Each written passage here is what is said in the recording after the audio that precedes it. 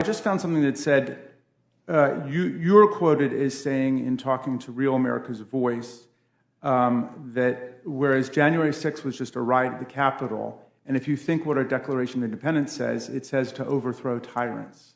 So do you think that the assault on the Capitol was a legitimate exercise of popular insurrection? Oh, Mr. Raskins, I know it's early in the morning, but this is the Rules Committee. This isn't your Trump derangement committee that you call the January 6th committee.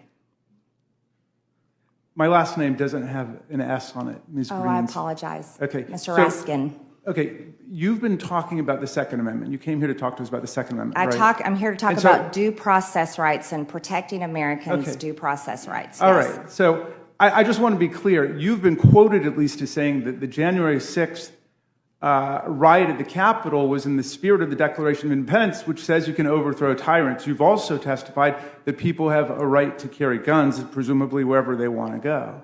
So it seems to me that lots of people were armed on that day, but the logic of your argument is that everybody could have been armed and brought their weapons with them. And I'll take that as a conclusion. What evidence do you have that a lot of people were armed that day? Mr. Raskin, do you have that to introduce into the record? Just wait for it. But when it comes out, presumably you'll be supporting it, right? That they would have a right to have guns and knives with them. Is that right? Mr. Raskin. Is that your position? No, Mr. Raskin. No, I'm going to ask the questions here because this is the Rules Committee. You're not a member of the Rules Committee, Ms. Greene. Are you? Are you a member of the Rules Committee? I'm a witness here at the Rules Committee. Okay, so let me just ask you a question. That is talking about due process rights, not your lies about January 6th, about President Trump and others.